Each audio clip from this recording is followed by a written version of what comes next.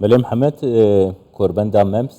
بداوی هات لی از باور دکم کو باندورا انگو کارگریا وی کوربندی دی بردوام بکد روزین پیشته جیب طایبت او کسین کو بشداری دو کوربندی دکد سرنجک لسر کوربندکه اوه که زیاتر و کسانی لدرو بون باسیان لپیگیری بی کردستان کرد بوم کوربندا چونکه اما پیشتر ل وڵاتانی عربی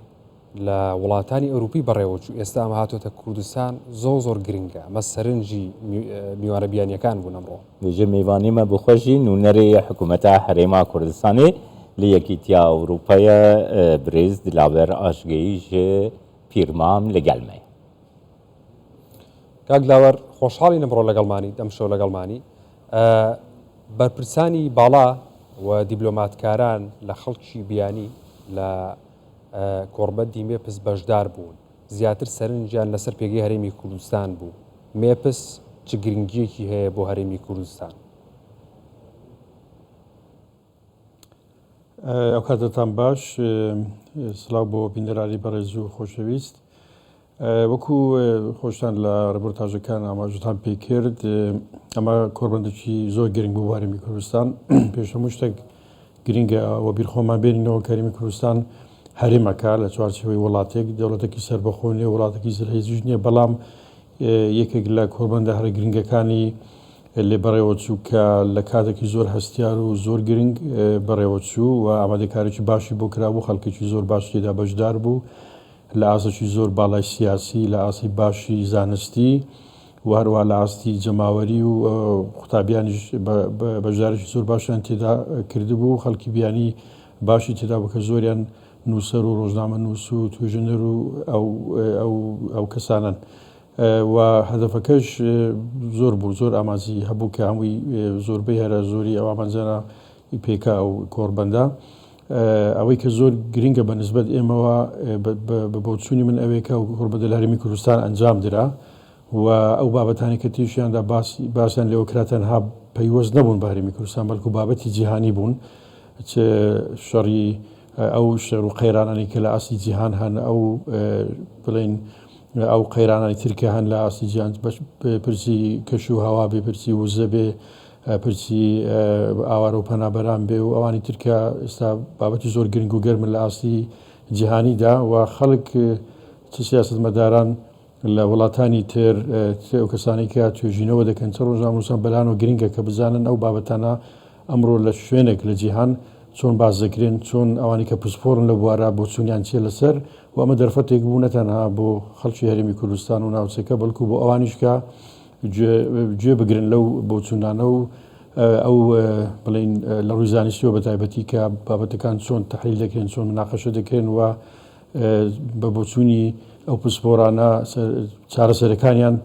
چین و دنیا بەرەو چێ دەڕات چونکە وەکو هەرێمی کوردستانیش ئێمە دەبێ بزانین کە لە ئایندێکی نێزیکدا سیاسەتی دنیا سیاسەتی وڵاتان بەرەوچێ دەڕوا بە تایبەتی و شوێنانی کە کاریگەران لە سەرێمی کوردستان هێچ لە ڕووی ئاسایش چ لە ڕووی ئاشتی چ لە ڕووی ئابووری بۆی بتوانین سیاسەتی خۆمان داڕێژین ئامادەکاری بکەین بۆ ئەوەی لەگەڵ ئەو قەیرانانی کە بەڕێگاوان ڕوبەڕوو بێنەوە و بتوانین هەرێمی کوردستان بپارێزین لەو مەترسیانەی کە هەشن بێگومان دیسانەکە دەڵێمەوە کە کۆڕبەندی ئەو کۆڕبەندێکە لە دۆک بەڕێوەچوو بەناوی مەپس ئەوە لەگەڵ چەند کەس لەوانی کە بەشدار بوون دیپلۆماتەکان میانە بیانەکەن کە قسەم دەکرد زۆر باسییان کرد کە شتی زۆر سەرکەوتوو بوو لە ڕووی ناوەڕۆک لە ڕووی ئاستی بەشداری لە ڕووی ئەو کوالیتی و تەکنۆلۆژیای کە بەکار هاتبوو جگە لەوەش ئەگەر دقت بکەن بەڕێز سەرۆکی حکوومەتی هەرێمی کوردستان زۆر دەرفەتی زۆر باشیدا زۆر ڕاشکاوانە مەجال قسەی کرد و مەجای بە ڕۆژنامەنووسەکەی BBC-دا کە هەموو پرسیارێک بکات کە ڕەنگە لە دڵی زۆر کەس لە خەڵکی کوردستان بێ وەڵامی ئەو پرسیارانە بزانانی و جگە لەوەش دەرفەت دروست بوو نەتەنیا لەگەڵ ئەو خەڵکی کە لەوێ ئامادە بوو ڕاستە خۆ پرسیار بکەن بەڵکو لە ڕێگای ئەپلیکیشن خەڵکی لە دەرەوەی قاعەکەش ساڵۆنەکەش بتوان پرسیارەکان ئاراستەی بەرە سەرۆکی حکوومەتی هەرێمی کوردستان بکەن و هەمووشمان بینیمان کە لە وەڵامدانەوەی پرسیارەکان زۆر سەرکەوتوو بوو و توانی قەناعەت هەم بە خەڵکەکە بێنێ هەم بە ڕۆژنامەنووسەکە بێنێ کە ڕۆژنامەنووسێکی BBC و بیانی بوو و خۆشتان بیستان لە مقابلەکەی کە چۆن باسی لە شێوازی چاپێکردنەکە و وەڵامەکانی بەڕێز سەرۆکی حکوومەتی هەرێمی کوردستان کرد. کەکی دلاوەر قۆناغ گەلک هەستیار لە هەرێمێ تێژیاندن لە ڕۆژلاتانابین شەرەکی بباندۆر هەیە ئەف شەر هەموو جیهان تو زانی چاوی هەموو جیهانی لەوی شەریە دی قۆناغێک و سادە بجیهانی پێکانینە فۆروما مەپس لە کوردستانی لە دهۆکێ گرنگی ئاوێ چ بوو؟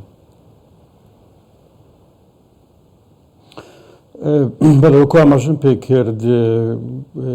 کات و ساتی بەڕێوەچوونی کۆربەندەکە بوو کە زۆ گرنگ بوو ڕەنگە گەر ئێستا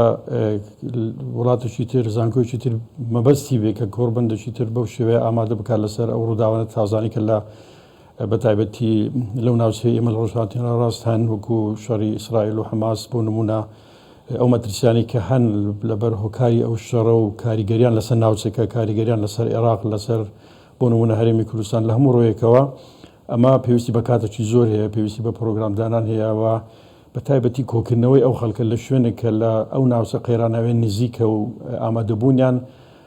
کارێکی زۆر ئاسان نییە بۆیە ئەمە وای کرد کە ئەو کۆربەندە ببێتە کۆربەندێکی زۆر تایبەت و بتوانێت ئەو بابەتانەی کە ئێستا زۆر گەرمن لە هەواڵەکان لە سیاسەتی نێودەوڵەتی لەس بە تایبەتی بە لە ڕۆژهەڵاتی ناوەڕاست بخاتە بەر باس و گفتوگۆکردن زۆر ڕاشکانە و زۆر بەبێ پەردە و زۆر بە شێوازی پرۆفشنال بۆیە ئەمە ڕوویەکی تری گرنگی ئەم کۆربەندە دەگەینێت و دەتوانین بڵێن بە شانازیەوە بڵێن کە وای کرد کە هەرێمی کوردستان و بە تایبەتی شاری دهۆک ببێتە ناوەندێکی گرنگی سیاسی توێژینەوە لە زۆر بواری زۆر گرنگی نەک ناوچەی بەڵکو جیهانیدا ئەگەر ئێوە دقت بکەن کۆربەندەکان ئەوەی کە زۆر دیارن بۆ نمونە لە ئەڵمانیا لە میونشن دەکرێت لە سوئیسرا دەکرێت لە چەند وڵاتێکی تر دەکرێن کە وڵاتی دیارن و دەمێکە و کارە ئەنجام دەدەن بەڵام هەرێمی کوردستان بتوانێت میوانداری ئەو خەڵکە بکات و بە شێوەیەکی سەرکەوتوانە کۆربەندێکی وا بەڕێوە بە ئەمە سەرکەوتنێکی زۆر باشە بۆ هەرێمی کوردستان وەوانەیە ڕاقی شانازی بەمە بکات. بۆم قۆناغە هەستیاری ئێستا چییە؟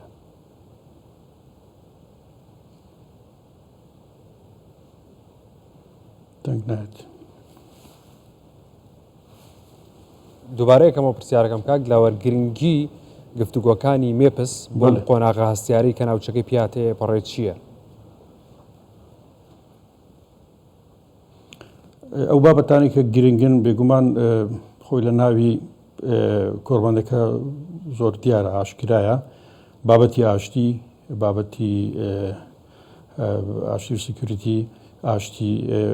بە تایبەتی زۆر گرنگە لە ئێستادا چونکە هەمومان دەزانین ئێستا لە ڕۆژهەڵاتی ناوەڕاست شەڕ هەیە قەیران هەیە و ڕۆژهەڵاتی ناوەڕاست دەکوڵێت و ترسی ئەوە هەیە کە بەرەو هێشتا تێکچوونی زیاتری استقرار بچێ سەقامگیری بچێ ئەو ناوچەیە بۆیە ئەم بابەتە کە بابەتی بە تایبەتی ئاشتیە و زۆر لە وڵاتان لە ئێستادا هەوڵی بۆ دەدەن کە ئاشتی بەرقەرارکەن ئاشتی بگەڕێنەوە و چۆنەوە ئاشتی بگەڕێنەوە ئەم بابەتە زۆر بە وردی مناقەشی لەسەر کرا باسی لێوە کرا بۆیە دەتوانین بڵێن ئەمە زیاتر سەرنجی خەڵکەکە ڕادەکیشی و یەک لە بابەتە هەر گرنگ و هەستیارەکان بوو بە نسبەت نەک ئێمە چونکە بابەتەکە پەیوەندی زیاتر بە دەرەوەی هەرێمی کوردستان هەبوو بەڵام تا ڕادەیەک کاریگەریەکانی لە ئێستا و لایەندەدا هەبوو بەڵام ئەمە بۆ خەڵکی ناوچەکە بۆ وڵاتانی کە کار لەسەر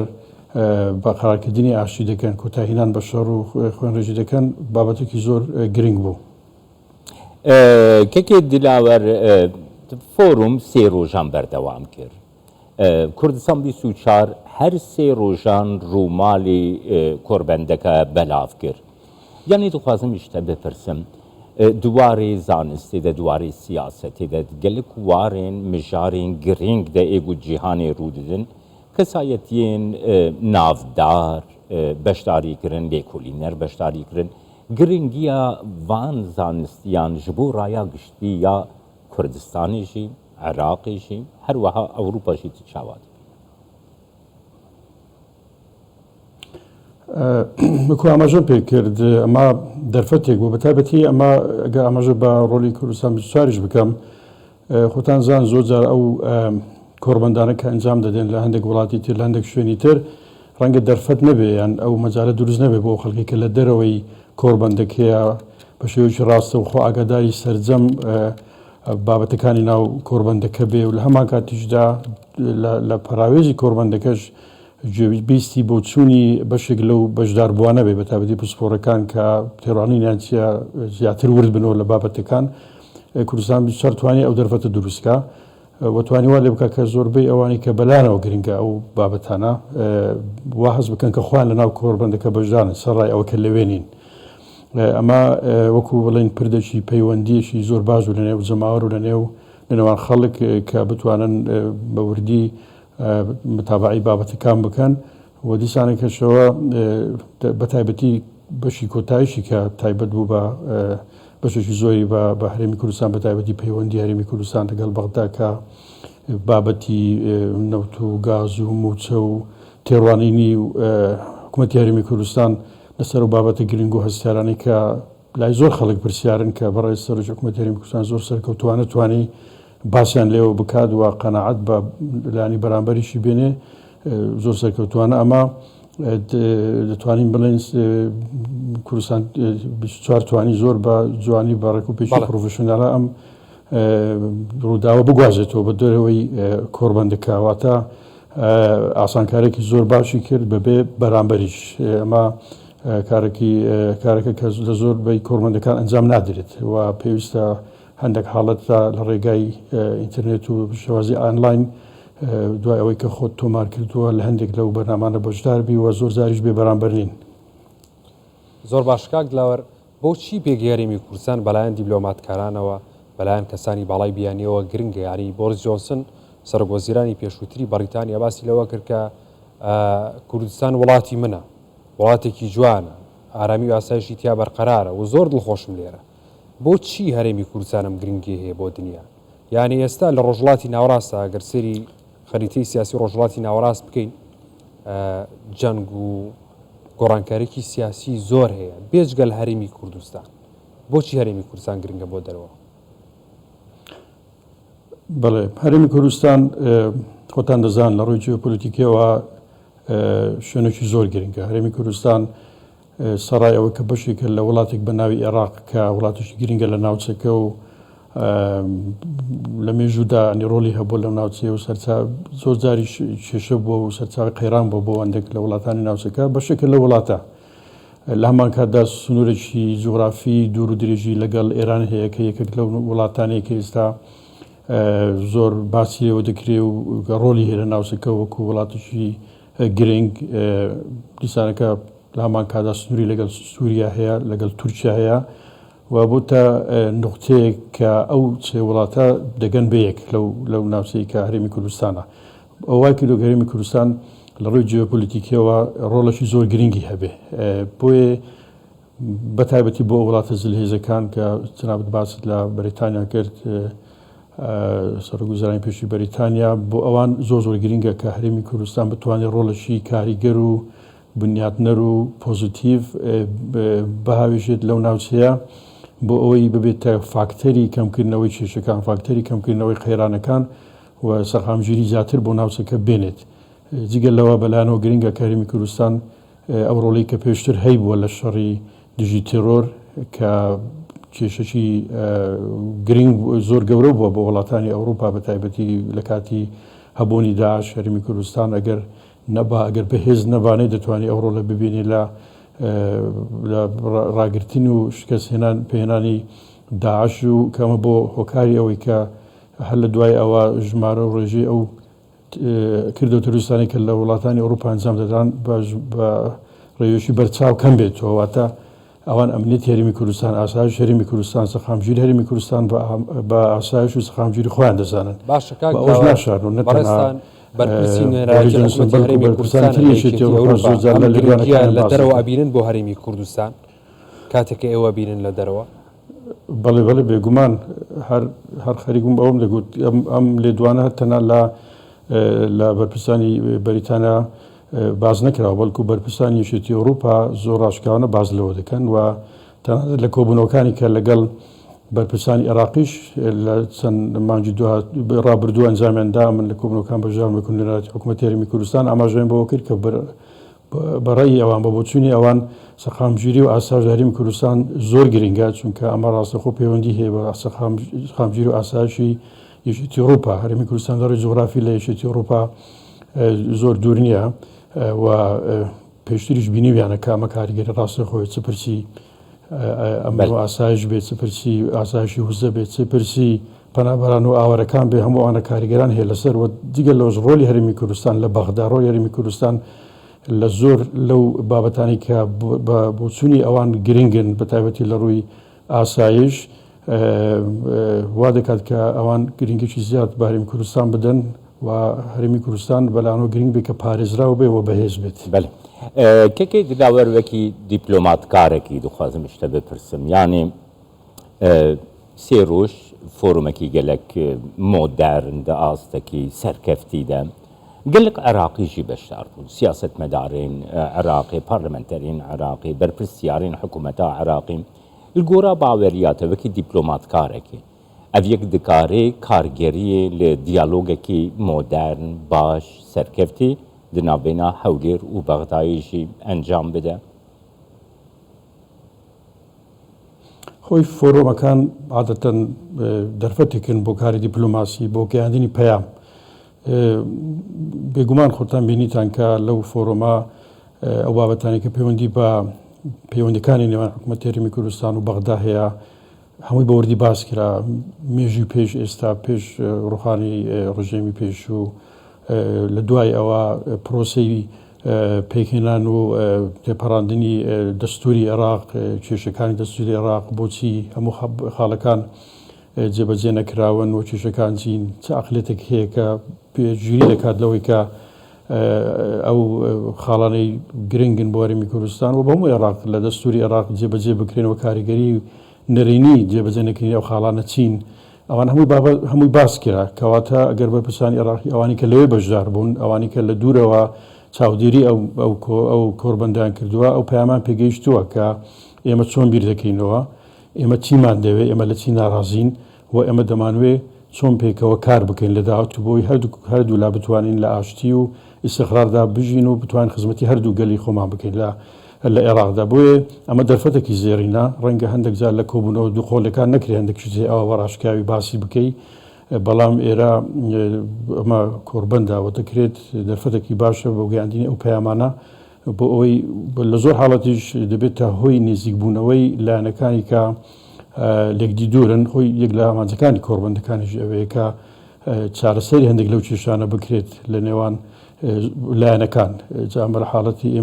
ئێمە و هەرێمی کوردستان و بەغدایە بەڵام زۆر بابەتی تری ناوچەی و نێودەوڵەتیشان کە لە کۆربەندەکان باسییان لێو دەکرێ و هەوڵی چارەسەرکردنیان دەدرێت بۆیە ئەمە دەرفەتێکی باش بوو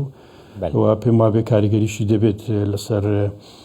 پەیوەندیکاری نێوان هەرێمی کوردستان و بەغدا چونکە ئەمە وەکو کۆبوونەوەیەکی فرەوانە لە نێوان هەردوولادا. بەڵێ بەڕێز دلاوەراژگەی بەرپرسی نوێنەرایەتی حکوومەتی هەرێمی کوردستان لە یەکێتی ئەوروپا لە پریمامەوە لەگەڵمان بووی سوپاس بۆ ئامادەبوونی بەڕێز. سپاس کەک دلاوەر.